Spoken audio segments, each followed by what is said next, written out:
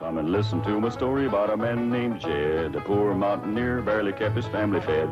And then one day he was shooting at some food, and up through the ground come a bubbling crude oil, that is, black gold, Texas tea.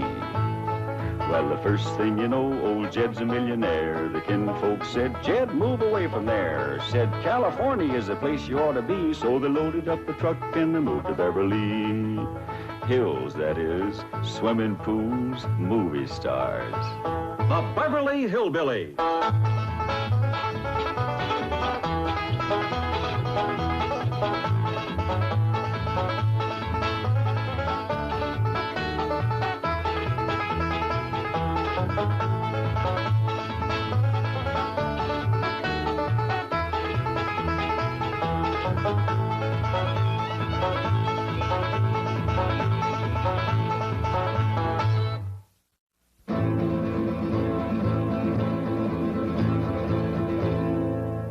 Get a grip upon your chairs and hold your children tight.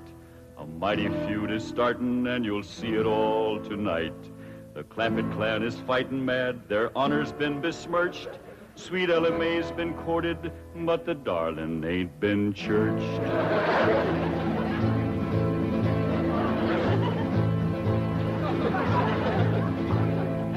It was young Sonny Drysdale that courted her and fled. And now the Drysdale family will feel hot Clampett lead.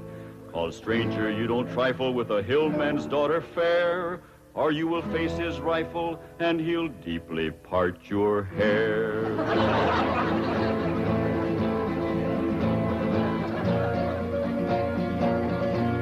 Now here's the handsome rascal that started this here feud. A Harvard, Yale, and Princeton man, a shifty city dude. His game was love and run away, 'cause that's the way he lives. But they don't allow such doings with their female relatives.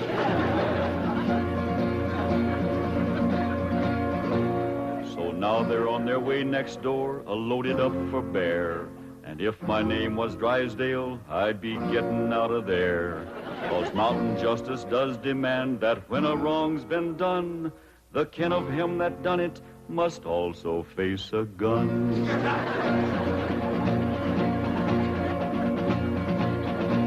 Now Sonny noticed Ellie Mae beside the swimming pool, and when he seen her figure, he lost his yen for school. He wrapped himself up in a towel and played upon his lyre, and while he twanged, the songs he sang did set her heart afire.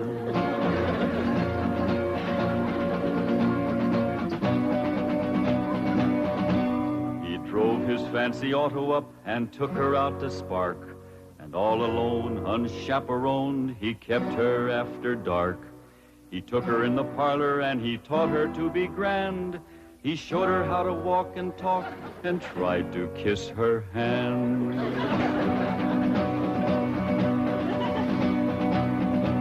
He took her to his private room to see his loving cup.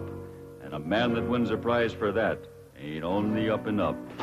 He wooed her with a tango and a rose betwixt his teeth, a smiling on the outside, but a leering underneath.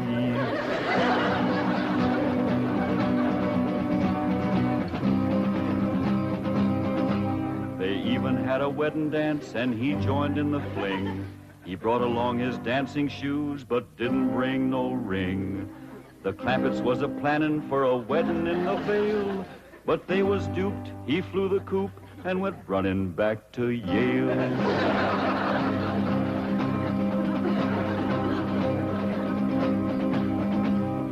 And now the Clampett clan is here to even up the score.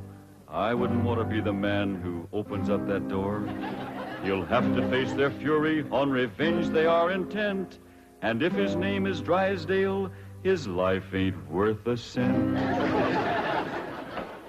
It's that butler fella. When will you Clampetts learn there are no possums to hunt in Beverly Hills? Ain't possums we's after, it's Drysdale. Well, they're not at home. Mrs. Drysdale returned to Boston with Sonny, and Mr. Drysdale's at the bank. Let's shoot him. There ain't gonna be no shooting unless it's talk first. When will Mr. Drysdale be home? Not until late this evening.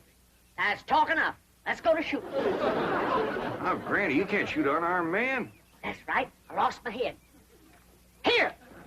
Now, when death row counts 3, we go at it. 1, 2. Now, hold on. Mr. Butler here ain't done us no wrong. He's one of their clan. I said there ain't gonna be no shooting unless it's talk first. I'll speak to Mr. Drysdale. Thank you kindly, Mr. Butler. Yes. Thank you very kindly, Mr. Butler. Why didn't you ask him to dance with you? I was ashamed of you in front of these young ones. Is that any way to learn them feuding? It takes my family to know how to feud. Why, we drove the Botkins clean out of Napoleon, Tennessee, chased them off, burnt their shack, and shoveled their footsteps off the path. Hot diggity dog. That's what I call feuding. I'm sure proud to come from a family like yours, Granny. That's the Moses family. Too bad our blood is being thinned out, cooled off, and watered down with the Clampett blood. Now, Granny, you just simmer down to a boil. I'll see the right thing is done by my daughter. Jethro, you drive me down to the bank. Drysdale and me will have a man-to-man talk. Ain't you about a man and a half short?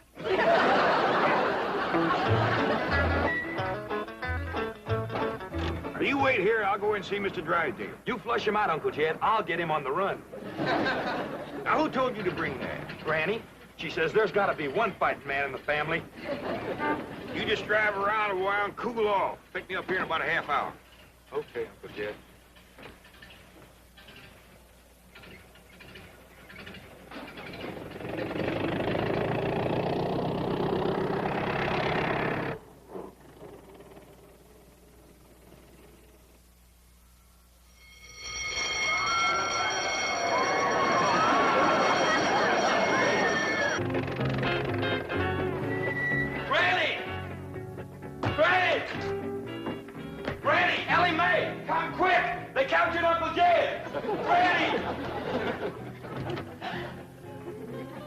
Jethro says they got Paul. Come on, Granny. Drysdale's got Uncle Jed. I dropped him off at the bank, and when I come back, they carried him off somewhere. Ambushed. That's what it was. That Butler feller. He told them he was coming, and they laid a trap for him. What'll we do, Granny? Eye for an eye and a tooth for a tooth. They took one of ours, we'll take one of them. Where's your gun, Jethro? I give it to Uncle Jed. I reckon the Drysdale's got him. We lost the first battle. They took our leader and our best gun. But we ain't lost the feud. Come on. Jeb Stewart says, when they think they got you licked, attack!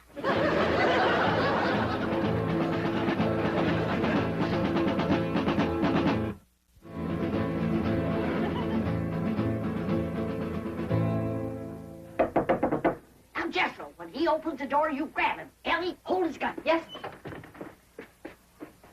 Okay, Granny, let's go. Cut me down. Put her down, Jethro. We don't want her. Who don't? We don't. What's going on? There's a feud going on. You know something, Ellie? Feuding's fun. Jethro, put her down. They got one of our men folks. We're going to take one of their men folks. How about we take her along as kind of an extra? No, not unless they captured one of our women folks. Ellie Mae, you go in there and surrender. I ain't gonna do it. Jethro, put her down. How about I towed her as far as home and then let her escape? A little at a time. Wait, what's the meaning of this? He's the one we want. You towed him, Ellie. My arms is full. Jethro, put her down before I take you to the woodshed. You look awful busy, Granny. Maybe I should go to the woodshed and wait for you. I think I'd better call the police. Stop in your tracks while you're able to make them. Now you turn around. Walk towards our house. I refuse to take one step. Now, you want to walk or you want to limp? You better run to the telephone, please. Never mind her, Jethro. Shoot the telephone wire.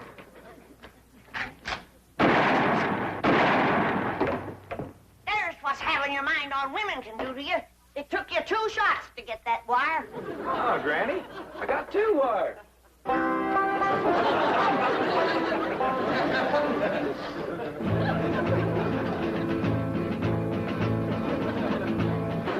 I keep telling you and telling you, I got $25 million in Mr. Drysdale's bank. No, you didn't. They caught you before you got a penny. You're patient, Doctor. Obvious delusions of grandeur.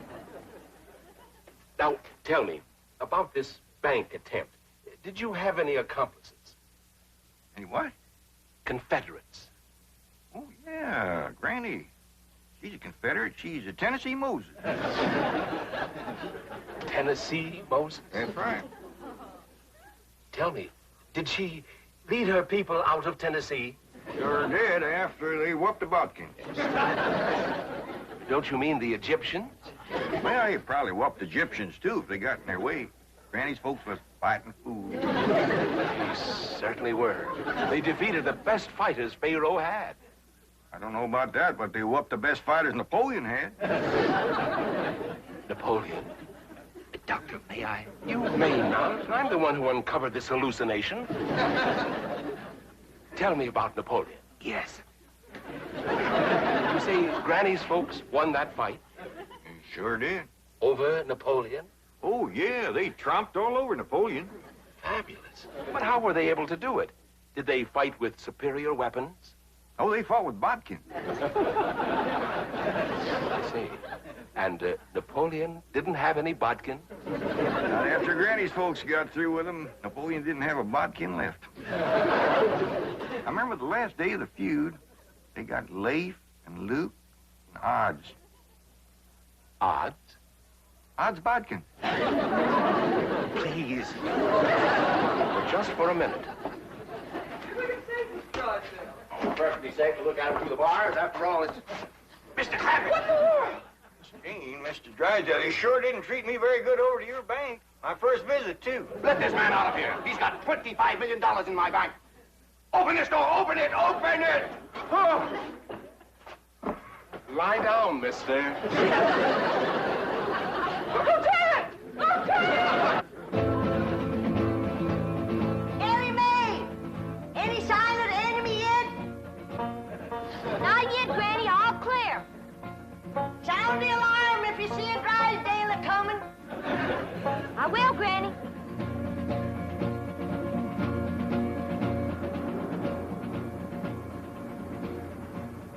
You see, all my employees are trained to be on the lookout for bank robbers. So, naturally, when they saw you walk in with your rifle, their first instinct, it appeared to them that was just... Well, it was... You're not mad, are you, Mr. Clampett? Well, no, not about the bank, but we's all right upset at Sonny for running off and jilting Ellie Mae. Sonny? Jilted Ellie Mae? Well, that's what we'd call it. He sparked her for 2 weeks running. Took her driving, dancing, held her hand, kept her out past dark. Back where we come from, that's just the same as saying, will you? Provided the girl is 12 or better. Mr. Clampett, you have my word of honor. I had no idea that Ellie Mae or any of you took Sonny seriously. Now, the moment we get to your house, I'm going to telephone Sonny in Boston. Get him on the first plane, and he'll be here tonight to propose marriage to Ellie Mae. Well, now, that sure is going to smooth Granny's ruffled feathers. She's been madder than a barefoot centipede standing on a hot rock. You'll be happy when we get there. Yes, bless her sweet little heart.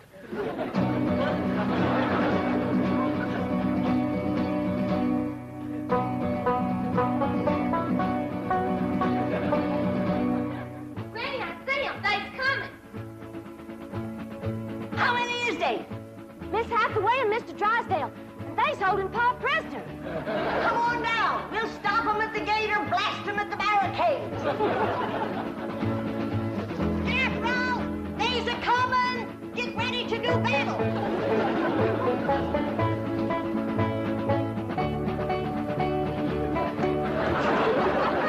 Clear your head in the presence of the stars and bars. They's getting to the gate. Take cover. Everybody inside. We'll shoot at them through the porthole.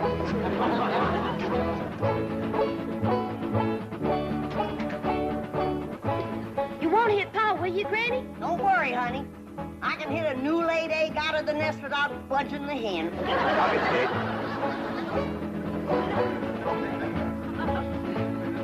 Stop where you are. Stay right there. Granny! It's me, Mr. Drysdale. I'm coming in. Let's get out of here. That's one of them Yankees who they're feuding with.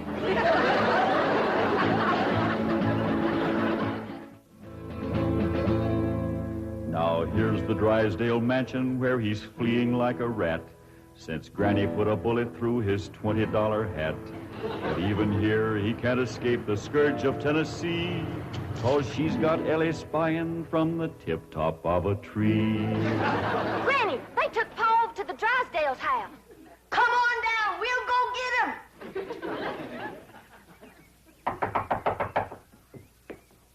Well, I reckon we'll have to call her on the telephone. When Granny's feuding, she's sometimes hard to reason with. Reckon seeing you with that rifle kind of set her off. But that woman shot at me. Oh, Mr. Drysdale, she shot at your hat. If that little old woman ever goes to throwing lead at you, you'll be casting a polka dot shadow. Marie, Ravenswood, why don't you answer the door? Oh, thank goodness it's you. The Clampetts came and captured Ravenswood. Captured him? Yes. And Jethro picked me up in his arms. He held me and wouldn't put me down. Why? He said he was feuding. Well, now, don't you worry, Marie. We're going to get this whole thing all straightened out. Come on, Jethro. We're going back to the Drysdale's house. Hot diggity dog. That's the part of feuding I like. We're taking you with us, Mr. Butler. And if they've harmed one hair on Jed, that one hair you got will pay the price. Oh, won't you please listen to me? Mr. Drysdale's not feuding with you. He's a peaceful man. He's never shot anything but skeets. Skeets? How many did he get? We did very well. 98 out of 100. That's better than we did with the Bodkins. You ready, Granny? Come on, young ones. We got our feuding cut out for us. That Drysdale's our shooting fool. Now, Ellie Mae, you carry the flag high and proud. If they shoot you, don't you let it touch the ground. Throw it to Jethro as you're falling. I'll do it, Granny. What'd you do that for? If there's any long-range shooting, they'll think he's one of us and drop him first. Forward! March!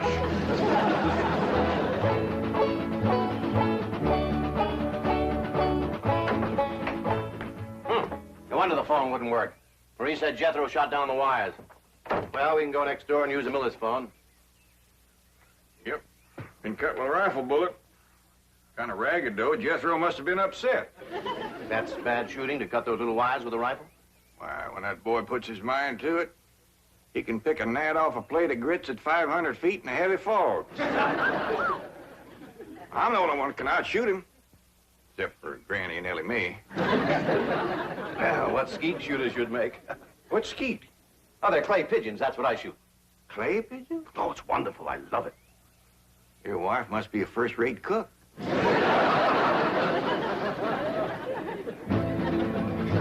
Now here comes Granny's little band to free their leader, Jed. And anyone that blocks their path might just as well be dead. For though their numbers may be small, the flag that leads their way is the flag that led Pickett's charge at Gettysburg, PA.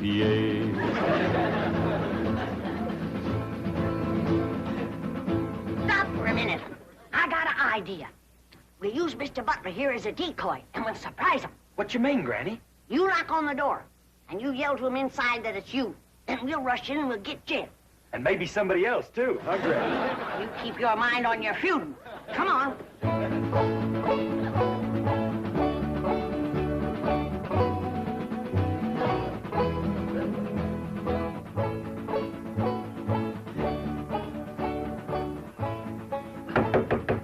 It's me, Ravenswood. Open up. Marie, you may open it. Nothing to be afraid of. It's just Ravenswood. Step aside, decoy. Ellie, you guard him. Jethro. When they open the door, we'll rush him.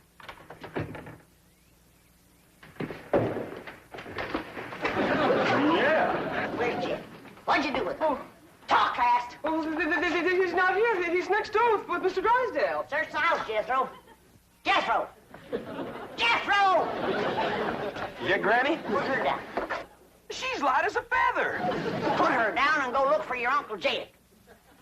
Now go search the house. Jethro, you're unfamiliar with the place. I'll show you around. What'd you do that for? A feud is a feud. Granny, here comes Pa and Mr. Drysdale.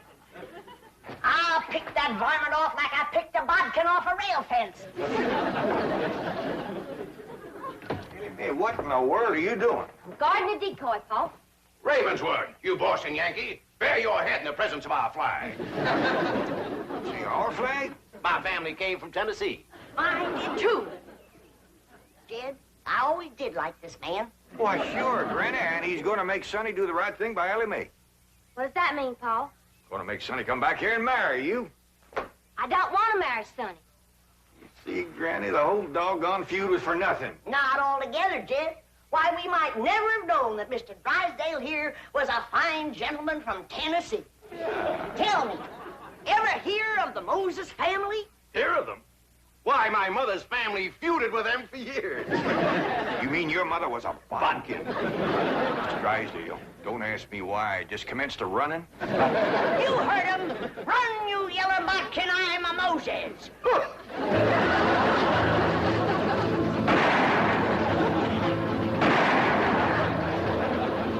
For a city feller, he sure can run. Like a scared rabbit. Well, let's go home. Put her down. Oh, listen, Granny. I heard you and Uncle Jed talking about what to get me for Christmas. This here'll save you shopping. You can't take her home for Christmas. Now put her down. One of these days, I got to have a long talk with this boy.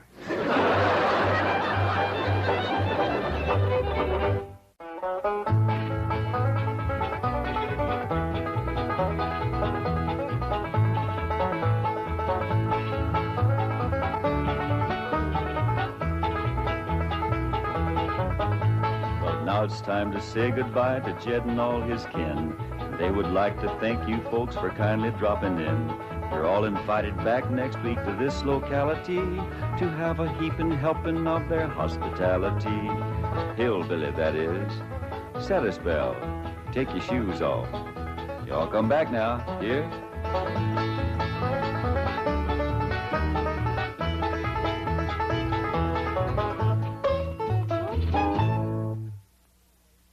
This has been a Filmways presentation.